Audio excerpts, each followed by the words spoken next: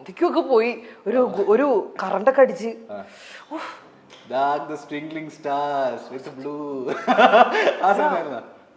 മമ്മൂക്കനെ interview ചെയ്തപ്പോഴാണ് മമ്മൂക്കനെ ഞാൻ നേരിട്ട് കണ്ടപ്പോ എന്റെ കിളിയൊക്കെ ഇതുപോലെ പോയതാണ്. അത് പിന്നെ ഞാൻ ഒരു 2 പടം ചെയ്ത് കഴിഞ്ഞപ്പോഴത്തേനും എനിക്കൊരു സമാധാനമുണ്ട്. ആളുടെ അടുത്ത് ചെന്ന് കഴിഞ്ഞപ്പോ അങ്ങനെ വിറവലൊന്നും വരില്ല. ഷാറുഖ് ഖാനെ കണ്ടിട്ട് ഔട്ട്, പിച്ച് ഔട്ടായി പോയി. ഞാൻ മൊത്തത്തിൽ ഔട്ടായി പോയി. ഞാൻ എൻജിൻ ഔട്ട് കംപ്ലീറ്റ്ലി. അടുത്തത് ചേച്ചി ദയവ് ചെയ്ത് ഇനി വരുന്ന ഈ സാധനത്തിന് ചേച്ചി എന്റെ പേര് പറയരുത്. എനിക്കറിയാം ചേച്ചിക്ക് എന്റെ പേര് എനിക്ക് എന്നെ ഇന്റർവ്യൂ ചെയ്തതിൽ ഇഷ്ടപ്പെട്ട ആളാരാണെന്നായിരിക്കും ചോദ്യം. അല്ലേ ഏറ്റവും ബ്യൂട്ടിഫുൾ ആയിട്ട് അല്ലെങ്കിൽ ഏറ്റവും ഹാൻസം ആയി തോന്നിയ ഇന്റർവ്യൂ ചെയ്ത സെലിബ്രിറ്റി ഡാഷ് ആണ്. ഞാൻ ഇന്റർവ്യൂ ചെയ്തിട്ട് സുന്ദരനായിട്ട് തോന്നിയ ബ്യൂട്ടിഫുൾ ആയിട്ട് തോന്നിയ 2 പേര്.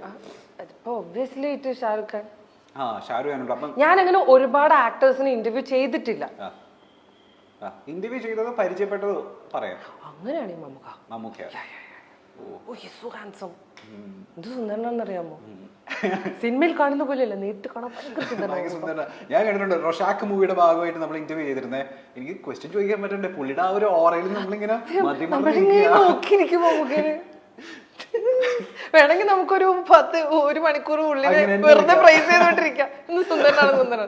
പക്ഷെ സൗന്ദര്യത്തിനേക്കാളൊക്കെ മേളില് I should tell this, since നമ്മൾ മമ്മൂക്ക എന്നുള്ളൊരു വാക്ക് പറഞ്ഞത് കൊണ്ട് ഈ സമയത്തും മമ്മൂക്ക എടുക്കുന്ന സ്റ്റാൻഡും മമ്മൂക്ക ചെയ്യുന്ന സിനിമകളും മമ്മൂക്കയുടെ ഓരോ തീരുമാനങ്ങളും it is beyond our imagination. ഇതൊക്കെ ഓരോ ബെഞ്ച് മാർക്കാണ്. മമ്മൂക്ക ചെയ്യുന്ന ഓരോ സിനിമ ആയിക്കോട്ടെ, അത് പ്രത്യേകിച്ച് ഈ ഒരു ടൈമിൽ. ഇപ്പൊ മമ്മൂക്ക എന്ന് പറഞ്ഞു കഴിഞ്ഞാൽ വേറെ ഇത്രയും നാള് സൂര്യനായിട്ട് ഉദിച്ചു നിന്ന് ഇപ്പൊ അതിന്റെ പുറകിൽ വേറൊരു സൂര്യനും കൂടെ വന്ന എങ്ങനെ ഇരിക്കും? അത്രയ്ക്കും പ്രകാശം പരത്തുന്ന ഒരു നിലയിലേക്കാണ് മമ്മൂക്ക ഇപ്പൊ നിന്നോണ്ടിരിക്കുന്നത്. ബാക്ക് ടു ബാക്ക് സിനിമകളുടെ സെലക്ഷൻ, എടുക്കുന്ന ഓരോ പൊളിറ്റിക്കലി കറക്റ്റ് ആയിട്ടുള്ള സ്റ്റാൻഡുകൾ. ഇപ്പൊ ജൂഡിന്റെ ഒരു വിഷയം വന്നു, അപ്പൊ മമ്മൂക്ക അതില് ഒരു കമന്റ് പറഞ്ഞു. അത് പറഞ്ഞപ്പോൾ സ്വാഭാവികമായിട്ടുള്ള നമ്മുടെ ഒരു സോഷ്യൽ കൺസ്ട്രക്റ്റിൽ എല്ലാവരും പറയുന്ന ഒരു കാര്യമാണ് മമ്മൂക്ക പറഞ്ഞത്. പക്ഷെ മാറി വരുന്ന സമയപരിതസ്ഥിതിയിൽ ആളുകൾ അത് പോയിന്റ് ഔട്ട് ചെയ്തപ്പോൾ ഈ സ്ഥാനത്ത് നിന്നിട്ടും ഇത്രയും പ്രിവിലേജ്ഡ് ആയിട്ടും അത് തിരുത്തി അതാരെങ്കിലും ഹേർട്ട് ചെയ്തിട്ടുണ്ടെങ്കിൽ ഞാൻ ക്ഷമ പറയുന്നു. ആ ഒരു സ്റ്റാൻഡ് എടുത്തതിന് സമ്മതിക്കണം. ഇതുപോലൊന്നും ചിന്തിക്കാനോ പ്രവർത്തിക്കാനോ മമ്മൂക്കയുടെ പൊസിഷനിൽ നിൽക്കണോ ഒരാൾക്ക് പറ്റുന്നുണ്ടെങ്കിൽ that means he is a true human at his heart. പച്ച മനുഷ്യൻ, തങ്കം Mammukka. You are such a gem. എനിക്ക് അത് കണ്ടിട്ട് എനിക്ക് വീണ്ടും ഭയങ്കര പ്രേമം. അവസാനിക്കുന്നില്ല അവിടെ. അത് തീരില്ലല്ലോ. അടുത്തത് പേരിന് പോലും ജാടയില്ല എന്ന് തോന്നിയ സെലിബ്രിറ്റി ഡാഷ് ആണ്. പേരിന് ജാട വാട്ട് ഈസ് ജാട? എന്താണ് ജാട? അങ്ങനെ ആറ്റിറ്റ്യൂഡ് ഒന്നും എന്നോട് ആരും എന്നാലും ഭയങ്കര simple and down to earth ആയിട്ട് തോന്നിയ ഭയങ്കര ഇന്ദ്രൻ ചേട്ടൻ. ഓയ്യോ, ഇന്ദ്രൻ ചേട്ടനോട് സംസാരിച്ചിട്ട് സത്യമായിട്ട് എനിക്കിങ്ങനെ ദൈവമേ, ഈ മനുഷ്യനെയാണോ ഞാൻ ഈ കുഞ്ഞിലായ മുതൽ കണ്ടിട്ടുള്ള ഇത്രയും സിനിമയിൽ അഭിനയിച്ചു? എന്തൊരു പാവാണെന്നറിയാമോ? ഇൻ ദ സെൻസ് ആൾക്ക് അങ്ങനെ ഒരു ധാരണയേ ഇല്ല. ആളൊരു സിനിമാ നടനാണെന്ന് പോലും ആൾ ഭാവിക്കില്ല. മോളെ, ഞാൻ ആ ട്രെയിനിൽ വരുമ്പോ ഉണ്ടല്ലോ, അവിടെ ഇന്ന ഒരു കുട്ടി അടുത്തിരുന്നു, അപ്പൊ ഞാൻ ഇങ്ങനെ സംസാരിച്ചു. എന്റെ മോൾ അത് ഇത് സംസാരമൊക്കെ നമുക്ക് നമ്മുടെ വീട്ടിലെ ഒരു സാധാരണ ഒരു വ്യക്തി സംസാരിക്കണം. Down to earth, very rooted he is. പക്ഷെ his talent is up in the sky. അത് ഇനിയും യൂസ് ചെയ്യണം കേട്ടോ എല്ലാരും. ഇത് കേട്ടോണ്ടിരിക്കുന്നവരൊക്കെ മനസ്സിലാക്കി വേറെ ലെവലാണ് അത്. ഇനി വർക്കിന്റെ ഇടയിൽ ഏറ്റവും ക്ലോസ് ആയ സെലിബ്രിറ്റി, മനസ്സിനോട് ചേർത്ത സെലിബ്രിറ്റി ഡാഷ് ആണ്. വർക്കിന്റെ ഇടയിൽ മേ ബി അത് ഇന്റർവ്യൂസിലായിരിക്കാം, അല്ലെങ്കിൽ വർക്കിന്റെ ഭാഗമായിട്ട് ഏതെങ്കിലും എപ്പോഴെങ്കിലും. ഇപ്പൊ ഞാൻ പറയുകയാണെങ്കിൽ ഇപ്പൊ എന്റെ സ്റ്റാർസിലുള്ള സെലിബ്രിറ്റീസ് എല്ലാവരും ഇപ്പോ മഞ്ജരി, സിത്താര, കൈലാസേട്ടൻ, സ്റ്റീഫൻ. അതെന്ന് പറഞ്ഞാൽ ഞങ്ങൾ എല്ലാവരും ഉച്ചയ്ക്ക് ഒരുമിച്ചിരുന്ന ഭക്ഷണം കഴിക്കും. അല്ലാതെ ഇഷ്ടംപോലെ ആൾക്കാരുണ്ട്. But I'm not a social butterfly like that. ഞാൻ എപ്പോഴും അങ്ങനെ ഭയങ്കര സർക്കിൾസിൽ ഇല്ല, അങ്ങനെ ഇല്ല. അതുകൊണ്ടാണ് എനിക്കങ്ങനെ പറയാൻ പറ്റാത്തത്. പക്ഷെ ഇപ്പൊ എന്ന് പറഞ്ഞാൽ ഞങ്ങളുടെ ഷൂട്ട് ബ്രേക്സിലൊക്കെ ഒരുമിച്ചിരുന്നൊരു ഫുഡടി ഉണ്ട്. അത് ഭയങ്കര രസമാണ്. അങ്ങനെ ഇന്ന ആളുടെ പാത്രം എന്നൊന്നുമില്ല, എല്ലാവരും എല്ലാ പാത്രത്തിൽ നിന്ന് തിന്നും. ഭയങ്കര രസമാണ് വർത്താനം, ഗോസിപ്പുകൾ, കഥകൾ, ട്രിപ്പ് കഥകൾ, നല്ല രസമാണത്. അപ്പൊ അവര് ഇഷ്ടാണ് ഇപ്പൊ. ഇനി കയ്യിൽ നിന്ന് പോയ ഇന്റർവ്യൂ അല്ലെങ്കിൽ സ്റ്റേജ് ഷോ? അനവധി നിരവധി ഇഷ്ടം പോലെ ഉണ്ട്. പക്ഷെ എന്റെ കയ്യിൽ നിന്ന് പോയാലും ഞാൻ അങ്ങനെ അറിയിക്കില്ല. തകർത്ത് തരിപ്പണമായ സിറ്റുവേഷൻ ഒക്കെ ഉണ്ട്, കരഞ്ഞിട്ടൊക്കെ ഉണ്ട്. വലിയ വലിയ മെഗാ ഷോയിലൊക്കെ ബ്ലണ്ടർ അടിച്ചിട്ടേ. ഒരു എക്സാമ്പിൾ പറയാ, ഏറ്റവും അബദ്ധം പറ്റിയ ഒരു സാധനം. അതെ, പക്ഷെ എനിക്ക് പേഴ്സണലി ഭയങ്കര ഹേർട്ടായി പോയി. എനിക്ക് അങ്ങനെ പറ്റിപ്പോയല്ലോ എന്നുള്ളൊരു സങ്കടം. അത് UK വെച്ചിട്ടൊരു ഷോ, അവിടെ വെച്ചിട്ടൊരു അവാർഡ് നൈറ്റ്. അപ്പൊ അനിൽ കപൂർ ആണ് ഗസ്റ്റ് അല്ല, പുള്ളി ഉണ്ട്. അപ്പൊ പുള്ളി വന്നിട്ട്, നമ്മുടെ ഹിന്ദി നടൻ അനിൽ കപൂർ, അപ്പൊ പുള്ളി വന്നിട്ട് ബെസ്റ്റ് ആക്ടർ ഇന്ന ആളാണെന്ന് അനൗൺസ് ചെയ്യണം. അത് ഏറ്റവും ഹൈപ്പിലാണ്. ഈ best actor award is like അങ്ങേറ്റം നമ്മൾ ഹൈപ്പിൽ നിൽക്കുന്ന സമയമാണ്. ഞാനാണെങ്കിൽ ഒരു 3-4 മണിക്കൂർ ഷോ കണ്ടിന്യൂസ് പറഞ്ഞ് എന്റെ കിളി എവിടെ വെച്ചിട്ട് പോയിട്ടുണ്ടായിരുന്നു. അപ്പൊ ഈ കാർഡ് കൊണ്ട് തന്നു. അപ്പൊ അനിൽ കപൂറിന് ഞാനത് കൊടുത്തിട്ട് അനിൽ കപൂർ ആണത് വായിക്കേണ്ടത്. അത് പറഞ്ഞു പിടിച്ചു വന്നപ്പോ ഞാനത് അനൗൺസ് ചെയ്തു. അതാണെങ്കിൽ അനിൽ കപൂറിനോട്ട് മനസ്സിലാവണമില്ല. Anil Kapoor what did you say? ഞാന് ആൾക്കാര് കൂവാൻ നടക്കുന്നു. അപ്പൊ നമുക്കൊരു സംയമനം നമ്മൾ തിരിച്ചു പിടിക്കുന്നുണ്ടല്ലോ. നമ്മള് വളരെ നൈസായിട്ട് ഇതൊരു ഷൂട്ടാണ്, ഇത് കട്ട് ചെയ്തെടുക്കാൻ പറ്റുന്നൊക്കെ ഉള്ളൊരു പ്രിട്ടൻഷനിൽ ഞാനത് കൊടുത്തിട്ട് പറഞ്ഞു റീഡ് ഔട്ട് ദ നെയിം എന്ന് പറഞ്ഞു. പുള്ളി റീഡ് ഔട്ട് ചെയ്തു. അപ്പൊ ആൾക്കാർക്ക് ഒന്നും ചെയ്യാൻ പറ്റില്ല. അതാ ഞാൻ പറഞ്ഞു, ഞാനത് നന്നായിട്ട് മാസ്ക് ചെയ്യും, പരിപാടി മാനേജ് ചെയ്യും. അതൊക്കെ തീർത്തും നല്ല പ്രസൻസ് ഓഫ് മൈൻഡ് നമുക്ക്. അതുപോലെ തന്നെ ഒരു പ്രാവശ്യം അതും ഇതുപോലെ തന്നെ ഈ സെയിം ടീമിന്റെ അവാർഡ്സ് UK വെച്ച് ബർമിംഗ്ഹാമിലെങ്ങാണ്ട് വെച്ചിട്ട്. അപ്പൊ മമ്മൂക്ക, സുൽഫിത്ത് മാം, എന്റെ അമ്മേ അത് ഞാൻ കണ്ടിട്ടുണ്ട്. പക്ഷെ ഒരു കാര്യം പറഞ്ഞാൽ അത് മാനേജ് ചെയ്തത് കിട്ടില്ലായിരുന്നു. ഞാൻ വിചാരിച്ചിട്ടുണ്ട് തന്റെ സ്ഥാനത്തൊക്കെ ഞാനായിരുന്നെങ്കിൽ എന്നെ വേറെ വല്ലവരും ആയിരുന്നെങ്കിണ്ടല്ലോ സത്യമായിട്ട് അവിടെ നിന്ന് കരഞ്ഞേനെ. കാരണം മമ്മൂക്ക് മുടക്കിയൊന്ന് അത് ഭയങ്കര സീനായിരുന്നു അത്. അപ്പൊ ചാനലിന്റെ സൈഡിൽ നിന്ന് റിക്വസ്റ്റ് ആയിരുന്നു ദുൽഖറിന് അവാർഡ് കൊടുക്കുന്നത് സുൽഫിത്ത് മാം കൊടുക്കണം.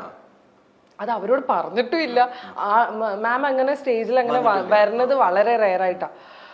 അപ്പൊ ഞാൻ പറഞ്ഞു ഞാനൊന്ന് ശ്രമിച്ചു നോക്കാന്ന് പറഞ്ഞു.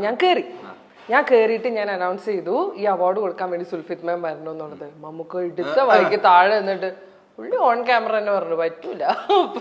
നമ്മള് തകർന്ന്. ഇല്ല, ഞാൻ വെയിറ്റ് ചെയ്യും. ഞാൻ തിരിച്ച എക്സ്പ്രഷൻ ഒന്നും കൊടുക്കില്ല, ഞാൻ വെയിറ്റ് ചെയ്യും. കാരണം എനിക്ക് എന്റെ തലയിൽ അറിയാം ഇത് എഡിറ്റ് ചെയ്യാൻ പറ്റുന്ന സംഭവമാണ്. ഈ ലൈവ് ഓഡിയൻസ് ഇത്ര പേരേ ഉള്ളൂ, പിന്നെ മൊബൈലിൽ പോയാലേ ഉള്ളൂ. എന്നിരുന്നാൽ പോലും ചളുങ്ങരുത്, നമ്മൾ തളരരുത്. രാമൻകുട്ടി, നമ്മളെ കല്ലെറിയാൻ ഇഷ്ടംപോലെ ആൾക്കാർ, നമ്മൾ തളരരുത്. അത് നോക്കി നമുക്ക് പറ്റില്ല എന്ന് പറഞ്ഞു. ദുൽഖർ നമ്മുടെ കൈ കയറി പിടിച്ച് പോകണ്ടെന്നൊക്കെ, ദുൽഖർ ഇങ്ങനെ പോകണ്ടെന്നുള്ള രീതിയിൽ തടസ്സപ്പെടുത്തി. എല്ലാവരും ഭയങ്കര അവർക്ക് ഇഷ്ടപ്പെട്ടില്ല പറഞ്ഞത്. അപ്പോഴും അവർക്കും അറിയില്ല അവാർഡ് കൊടുക്കേണ്ടത് ദുൽഖറിനാണെന്നുള്ളത്. അത് ഞാൻ പറഞ്ഞിട്ടില്ല. എന്നിട്ട് ഞാൻ വീണ്ടും പറഞ്ഞു. മൂന്നാമത് പറഞ്ഞു കഴിഞ്ഞപ്പോ നമുക്കുടെ മുഖമൊക്കെ ശരിക്കും മാറി. അപ്പൊ ഞാൻ പറഞ്ഞു നല്ലൊരു കൈയ്യടി കൊടുത്താൽ സുൽഫിത്ത് മാം വരും. ആൾക്കാർ കൈയടിച്ചു. അങ്ങനെ ഞാൻ ഒരു തരത്തിൽ വിളിച്ച് സ്റ്റേജിൽ കൊണ്ടുവന്നു. ഇവരെല്ലാവരെയും മുഖം അപ്സെറ്റ് ആണ്. എന്നിട്ട് അവാർഡ് അനൗൺസ് ചെയ്തു ദുൽഖറിനാണെന്നുള്ളത്. Then it changed. അപ്പൊ എല്ലാവരുടെയും മുഖത്ത് ഭയങ്കര സന്തോഷം വന്നു. ദുൽഖർ വന്നു. ദുൽഖറിനും ഭയങ്കര ഹാപ്പി ആയി. അമ്മയുടെ കയ്യിൽ നിന്ന് അങ്ങനെ അതൊരു നല്ല മൊമെന്റ് അല്ലേ അത്. അത് ഞാൻ നോക്കുമ്പോ നമുക്ക് അത് വീഡിയോ എടുക്കുന്നു. അതിന് നമുക്ക് വീഡിയോ എടുക്കും. നമുക്ക് അത്രേ ഉള്ളൂ കേട്ടോ. അത് ആ സ്പോട്ടിൽ അത് തീർന്നു. അതിന് വീഡിയോ എടുക്കുന്നു.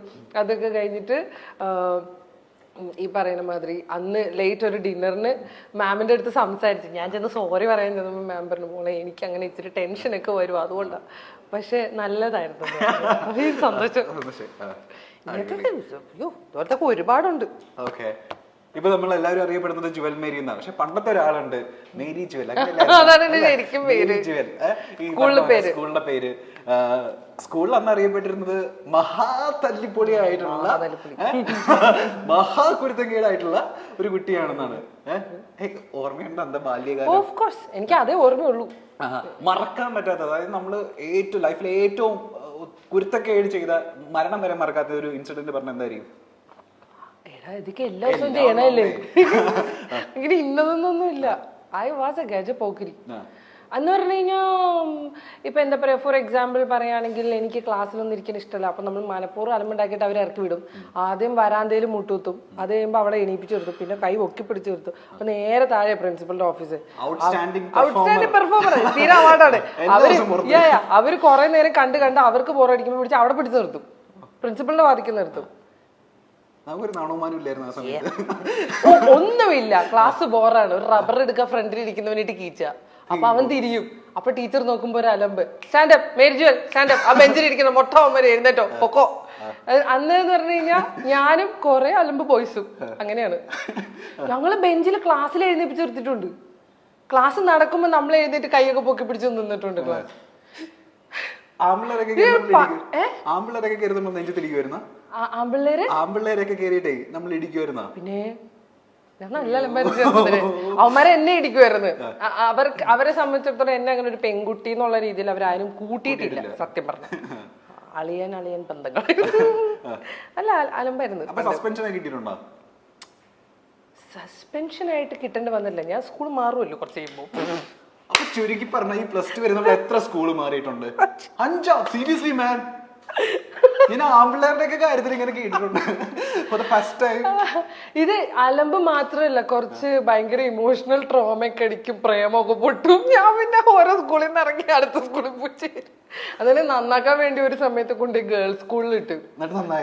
അവിടെ നിന്ന് ഇറങ്ങിയപ്പോ കേക്ക് വൈസ് പ്രിൻസിപ്പൽ ഇറങ്ങിയപ്പോ എന്റെ ഫാദറിന്റെ അടുത്ത് നിന്ന് പറയാ, മോളെ ഒരിക്കലും ആർട്സ് കോളേജിൽ വിടരുത്, ഇവള് തീവ്രവാദിയായി പോകുന്നത്. അങ്ങനെയല്ലേ ഞാൻ നേഴ്സിംഗ് കോളേജിൽ എത്തിയത്. പഠിക്കാനുള്ള കാര്യത്തിൽ പഠിക്കും. നമുക്ക് ദൈവം കുറച്ച് ബുദ്ധി തന്നിട്ടുണ്ട്. ഇത് my brain is actually very good. എനിക്ക് 15 ദിവസം മതി എൻറ്റയർ വർഷമൊക്കെ പഠിച്ചു തീർക്കാൻ. അപ്പൊ അവസാനം പോയിട്ട് ഫുൾ അടിച്ച് പഠിച്ച് പാസ്സാവും. നമ്മള് ബിഎസ്സി നഴ്സിംഗ് ആയിരുന്നില്ലേ?